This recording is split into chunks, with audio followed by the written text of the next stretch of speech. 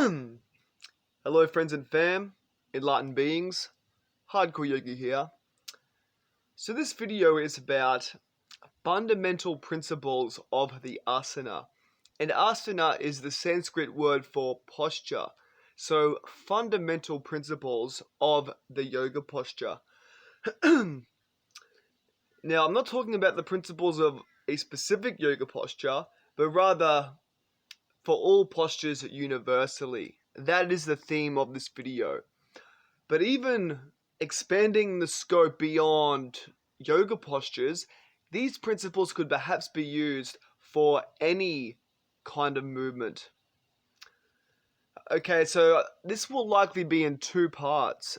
The first part will be principles of anatomical techniques. So looking at the anatomy of the body, and it's going to be a bit more logical and mathematical.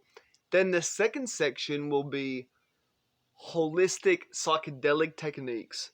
So looking into more esoteric ways to think about the postures. But let us start in a pretty grounded sense, and we'll start with the anatomical, more mathematical principles. Okay, so the first thing to know about is Asana Families. It's really valuable to know about Asana Families. So these are just different categories of asanas which share similarities in their structure, their function, and the benefits that they give.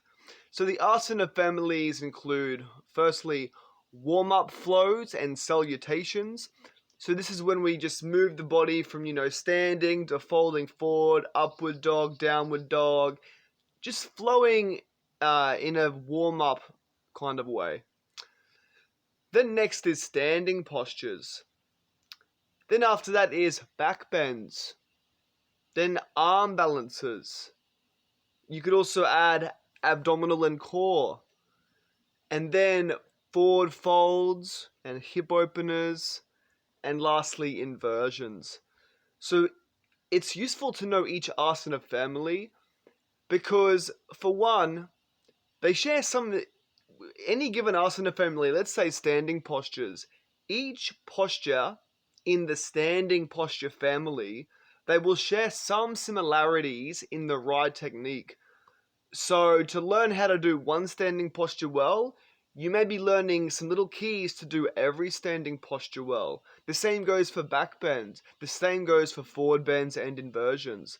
So asana families are great. The other reason it's great to know about asana families is that each different asana family, it gives a different effect to your physiology. For example, back bends are more stimulating. Forward folds are more relaxing. Twists, I forgot to mention twists, can help with digestion. So when you know the benefits of each asana family, you can sort of pick and choose different postures in your practice based on what you want and need in that moment. You can pick the benefits that you need for that session. So that's the first big key, is asana families. Okay, the next key I will add is aligning from the ground up. So in yoga postures, we will want to align from the ground up. When we do this, it's good to consider the various major joints in the body. So this would include the ankles, or you could even say the feet and the ankles, then the knees, the hips, the chest and shoulders, the neck, and the head. So they are all different main parts of the body, and for each different posture, there's a different sort of ideal alignment for those parts.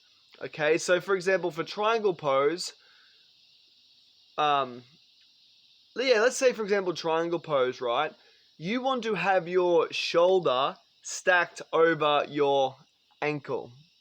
I wonder if I can even demonstrate that, if it's useful to demonstrate that. So, for triangle posture, if we are aligning from the ground up, you can see that my shoulder is stacked over my ankle. That is aligning from the ground up. It's considering what is the ideal sort of relationship between each joint in the body. Okay? Can I give one more example for this? Also, one example is, let's just say for like a forward fold like this, my hips are stacked over my knees. Okay? My hips are stacked over my knees. That's another example of the connection between two joints. One more example would be Tadasana, which is mountain pose, which is when you just stand like this. And with mountain pose, you actually have a lot of the main joints directly stacked over each other. You have the feet, then stacked on top of that is the knees, then the hips, the chest and shoulders, the neck, the head. So what I'm saying is that each different posture, it may have different alignment cues. It might say, put your knees here, put your hips here, put your shoulder here. Each posture will have a unique set of alignment cues. So it's good to just consider, what are the alignment cues for this posture? You know, where are my knees meant to be in comparison to the hips? Where are the shoulders meant to be in comparison to the hips? So it's about, that's what you need to learn for each posture. Learn how to align from the ground up. The next principle, I would say, is aligning in 3D. So what I described in those examples before was aligning from the ground up, aligning in one dimension, you know? You have this thing stacked over this thing, stacked over this thing, but we actually have 3 dimensions, you know? There's the height, the width, and the depth. So there's just adding in the other dimensions for our alignment. And I'll give one more physical example. So first we had triangle, where the shoulder is aligned over the ankle, okay? Now let's look at the other angle of this.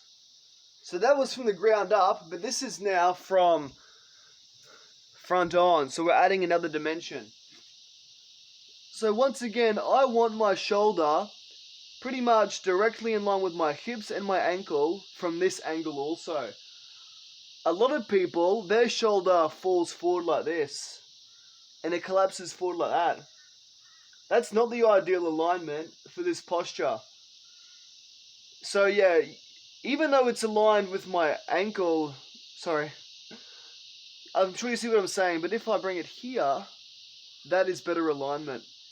So we are considering the relationship of each joint over 3 dimensions. You know, one is from the ground up, and one is also length, and the other is depth. So that's one thing that we want to learn with each posture. Okay, where do the joints line up across each dimension? I know this might seem very abstract, but it can be very practical, especially when you do just one posture at a time. When you learn it for one posture at a time, it's more grounded. It's not as abstract. It's simply your ankle goes here, your shoulder goes here, etc. So yeah. Okay, the next principle. Okay, moving with the breath, expand and contract. So generally, in yoga, we move with the breath, okay? People know that we move in yoga, but maybe it is overlooked just how central the breath is to the process of moving in yoga. So, as we move, the breath, it tends to move us in a very specific way. When we inhale, it tends to lengthen and expand the body. When we exhale, it tends to compress and contract the body. So with inhales, we add length. In exhales, we sink deeper, we contract more. Now, this can happen to any part of the body. It especially happens with the spine. So let's look at the spine first. So once again, inhale creates length in the spine and creates a back-bending shape. If I can demonstrate. So I'm just sitting on my ankles here. I'm sitting on my heels. Inhaling will lengthen the spine and create a back bend. Exhaling will contract the spine or compress the spine, creating a forward bend.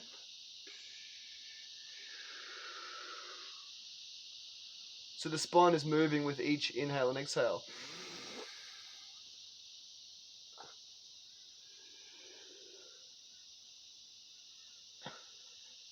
But in fact, beyond the spine, any joint and any muscle even can do the same thing. It can expand and get longer and open up more with your inhale and get shorter and compressed with the exhale.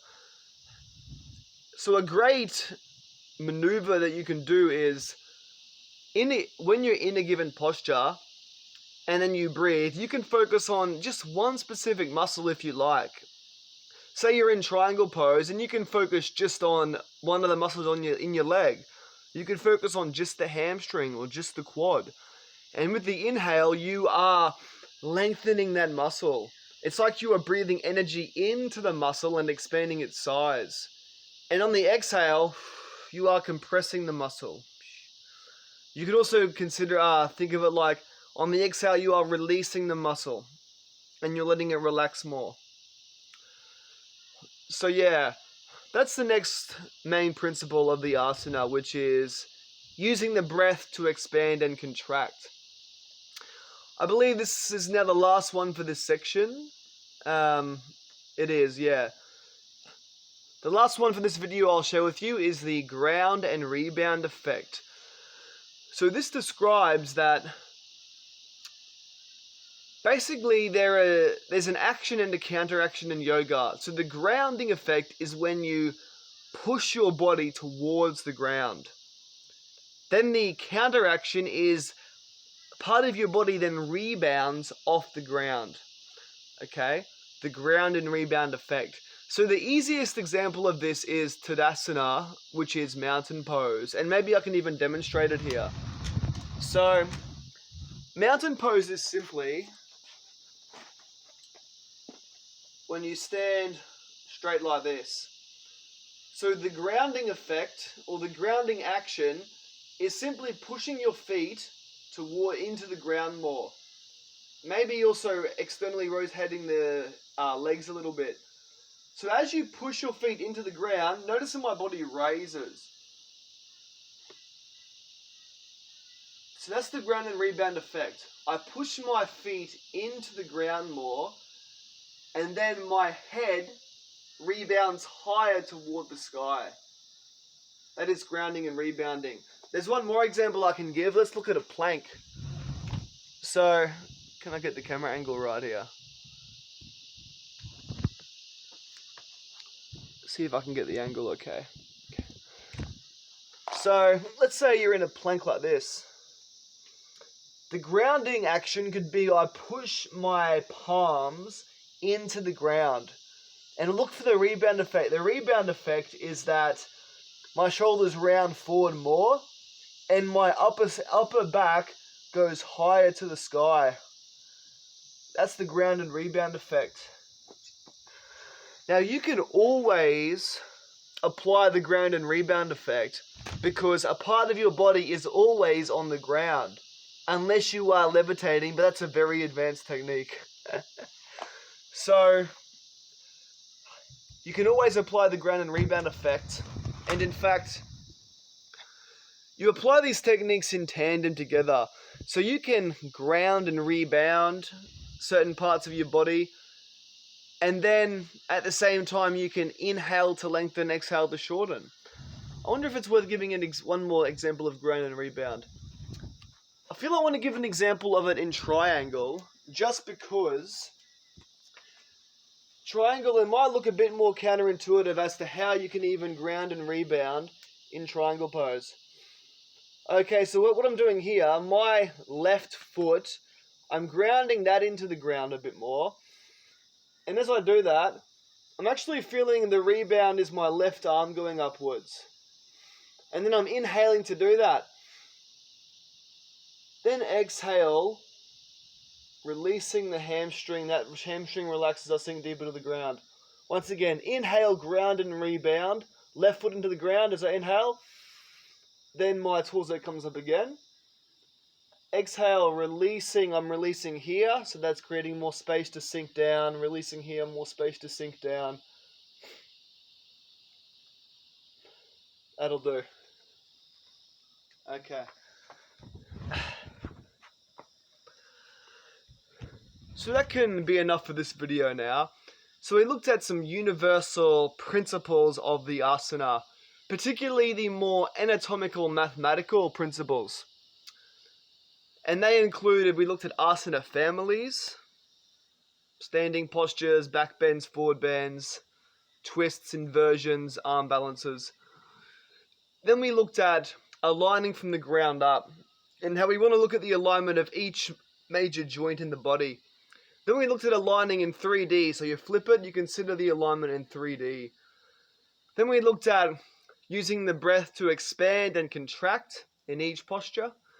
And finally, we looked at the ground and rebound effect, how when we put energy into the ground, part of our body rebounds as well. So we can use these different principles to move our body into the shape we want to be in, okay? So yeah, I mean, those principles, they can help you to discover what is the ideal shape for a given posture and what is the ideal way to move into that shape. Especially the breathing, expand and contract. That's a very poignant way to move into the right shape. Okay guys, I hope you enjoyed this video. Keep a lookout for part 2. And we're going to look at the holistic psychedelic principles for the asana. Sending so much love, much peace, much joy. Get after it. Namaste.